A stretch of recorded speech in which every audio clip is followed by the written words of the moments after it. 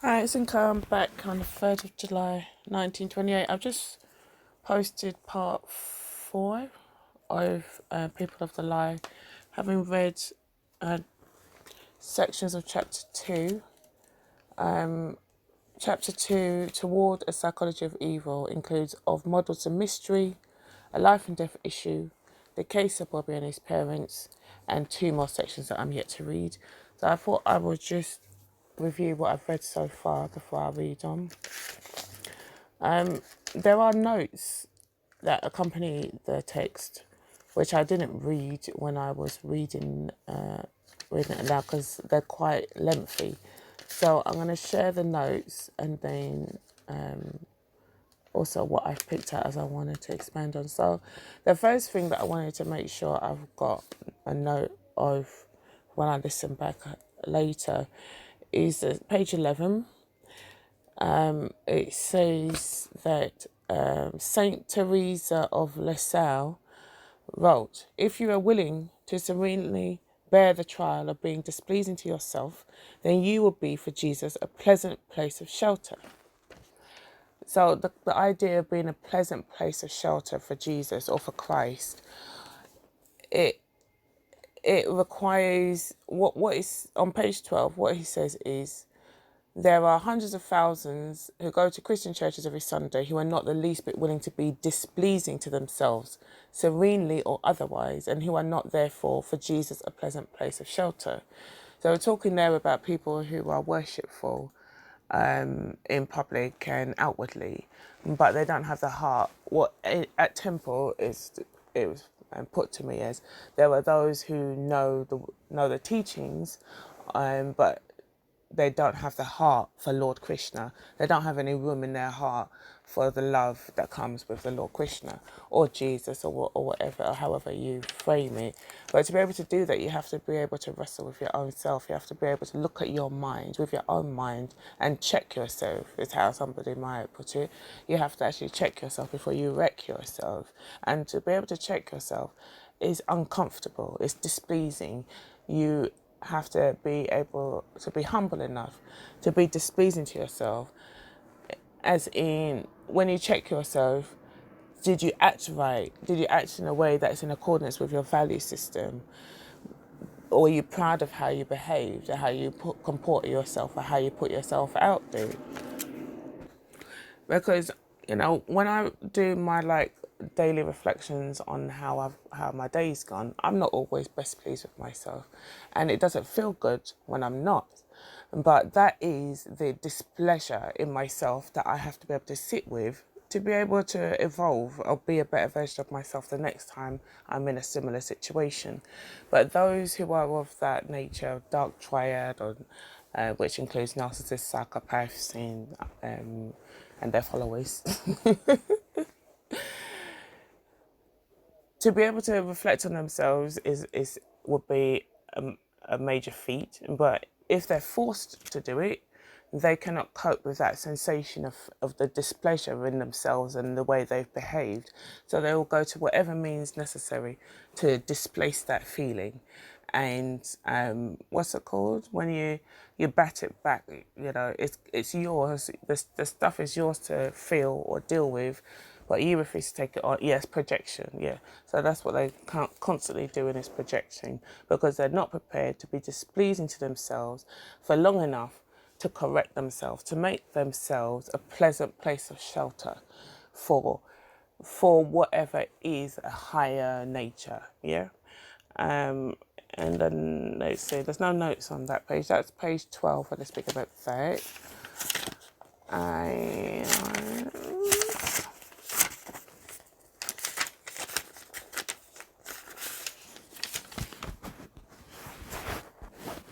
I made a note to come back to mention page 34, 35 is where he's speaking to George, the one who made the pact with the devil, and about he doesn't think that what he's doing is a big deal because he thinks it's all in his mind, so it doesn't matter. But the reason why it is a big deal is because if he really didn't think it mattered, then the pact would have had zero value, and therefore there would have been no point in making it. It reminds me of Scientology and how they have this 2 billion year contract for the soul of its adherents. And what they say is, well, it's just ceremonial and it doesn't really mean anything. But logically, if it had zero meaning, why would they insist that all Scientologists sign their souls to them, their eternal souls for 2 billion years? So there's like a dishonesty that's taking place there with people who, like George, saying he's made a pact with the devil, but he doesn't really believe in the pact, but he's made it anyway because he thinks it's going to be effective. Anyway. Okay, I found the lengthy notes that I skipped. It's on page 50, starts page 50, extends to page 51. And I will read these sections that relate to the note. So it says that Rabbi Harold S. Kushner's book, When Bad Things Happen to Good People, deals as well as possible with the problem of natural evil. And that's Shocking Books, 1981. The next note is, while other religious traditions have much to offer a psychology of evil, in moving toward that psychology, I shall be speaking with my specifically Christian voice. So his notes on that comment are, there are three major, different, living theological models of evil. One is the non-dualism of Hinduism and Buddhism, in which evil is envisioned simply as the other side of the coin. For life, there must be death; for growth, decay; for creation, destruction. Consequently, the distinction of evil from goodness is regarded by non-dualism as an illusion. This attitude has found its way into supposedly Christian sects such as Christian Science and the recently popular Course in Miracles. I've done that. ACIM, A Course in Miracles. Maybe I'll talk about that. I'll read from that sometime. But it is considered heresy by Christian theologians. A second model would hold that evil is distinct from good, but is nonetheless of God's creation. To endow us with free will, essential for creating us in his image. God has to permit us the option of the wrong choice and hence, at the very least, to allow evil. This model, which I term integrated dualism, was the one espoused by Martin Buber, who referred to evil as the yeast in the dough, the ferment placed in the soul by God, without which the human dough does not rise. That's on Good and Evil, Charles Scribner's Sons, New York, 1953, page 94. The final major model, that of traditional Christianity, I label diabolic dualism. Here, evil is regarded as being not of God's creation, but a ghastly cancer beyond his control. While this model, which will be supported in Chapter 6, has its own pitfalls, it is the only one of the three that deals adequately with the issue of murder and the murderer. And then the next point he makes in the book, he says, Erich Fromm was the first and only scientist to clearly identify an evil personality type, to attempt to examine evil people in depth and to suggest that they be studied still further. The note on that says, the heart of man, its genius for good and evil. See also here's the anatomy of human destructiveness, a more elaborate but less seminal work. It's definitely a question that comes up all the time, is why is there evil? Why is there so much evil? But I think I land in those two leading schools of thought, the non-dualistic as well as the integrated dualism. So I think that it's not possible for there to be good without evil or evil without good, even if we're just thinking of speaking in terms or definition or semantics. But then there is the purpose of it, the function of it. Like everything serves a function. That evil, it has its function, it has its place. And within the person, the quote is, it is the yeast in the dough. It's placed in the soul by God, without which the dough doesn't rise. Yeah, so it's a catalyst, yeah, but it's changeable. And it puts me in mind of, what's his name again, that makes it Sir Manly P. Hall, and he talks about the true meaning of sin. People always talk about sinners and sinner that and sin, but what sin really is really not about a list of 10 deeds that you shouldn't do or whatever. It's more about the effect that your actions have on your soul, you personally. What's his face? The one that everybody hates because they can't be bothered to read his work and find out for themselves what he said and what he meant. Alistair Crowley. He said, "Do what thou wilt." That should be the whole of the law, and it's talking about doing doing what comes naturally to you. What's been put in you is brings up what comes naturally to you, and then what you experience are distortions, pressures and distortions, and that's where you need to feel that discomfort and make your appropriate adjustments. You can't hopefully not follow what's his face George to say, oh well, it feels much easier to make a pact with the devil, so that's what I'm going to do anyway, because that's compromising your soul. You know that what you're doing is wrong. And as for the parents, I can't even speak on that one. It's just that's too triggering for me. But yeah, so I've shared the notes, and hopefully I've expanded on what he said. He speaks about counter transference, and I wasn't sure if everybody knows what that is, but he was speaking about in the therapeutic relationship. In front of page. Yeah, I think the last thing I wanted to talk about is page 72, 73. He talks about the feeling of revulsion in the presence of Bobby's parents. And that is something that people, well, I've just called the others, the dark triads type of people, they bring up that feeling in most people. It's just that you don't really recognize, or that's why you're feeling that way, that you find them revolting. And he speaks about the counter transference that occurs in the therapist, in a therapeutic relationship, and how they can either choose to, so far as they can recognize it, they can choose to use it, but it doesn't define it. Counter transference is simply like the therapist being triggered by the patient in some way. Yeah, so like in the patient is something that maybe reminds the therapist of some of their own stuff.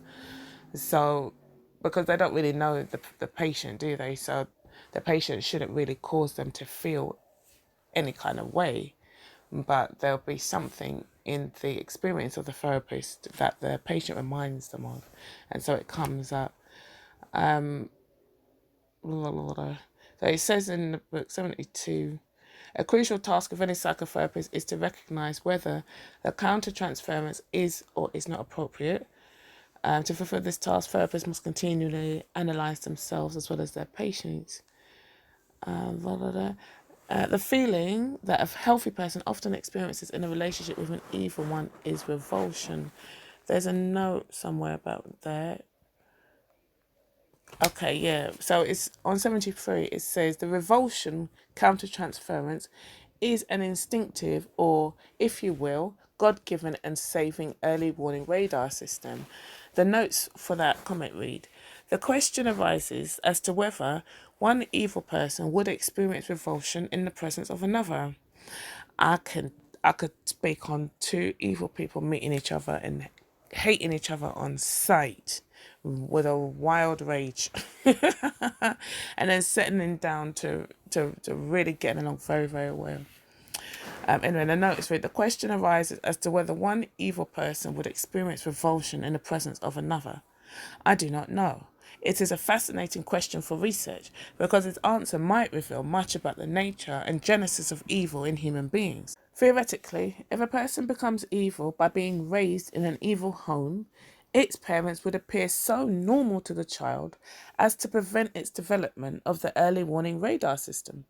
Or else, the enforced and long-standing proximity to its evil parents required by childhood would be sufficient to destroy over time any such pre-existing saving response mechanism.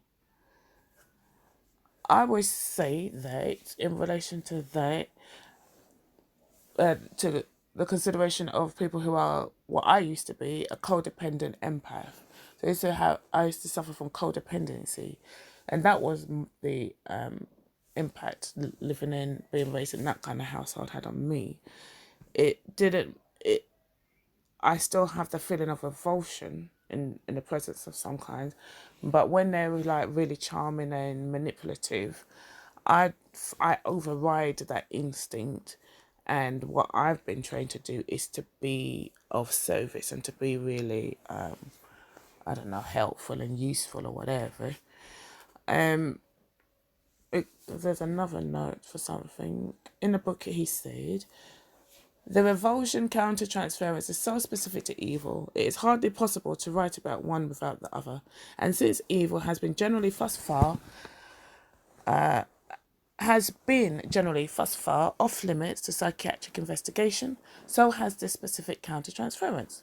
So the note for that says, revulsion may be experienced in the presence of physical disease. It was, for instance, the common response to lepers, and it has been studied in relation to people's reactions to amputees and those with other deformities. While psychiatrists are aware of such reactions, they have not written about the problem within sustained therapeutic relationships. One more.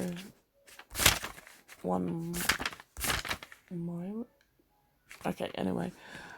So, page 74, his comment that accompanies a note reads, describing an encounter with an evil person, one woman wrote, it was as if I'd suddenly lost my ability to think. Note reads, The New Yorker, July 3rd, 1978, page 19. Okay, the next one, he wrote,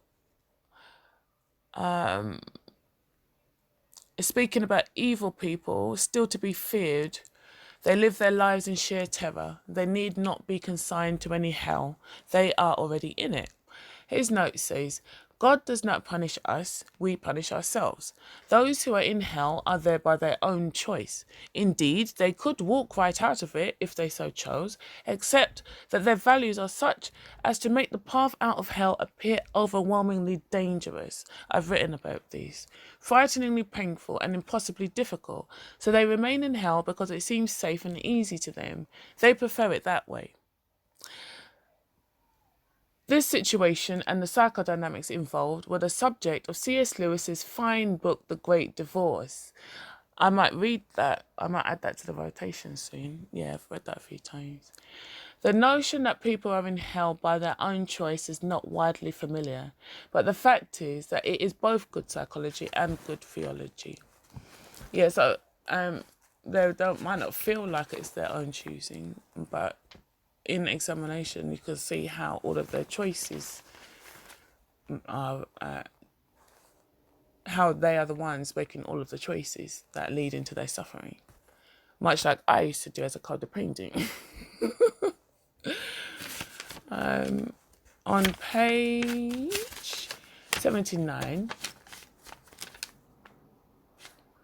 his note, or what he wrote is, be perfectly honest with yourself and you will realise, oh, I have not got to that part yet. All right, let me stop here then.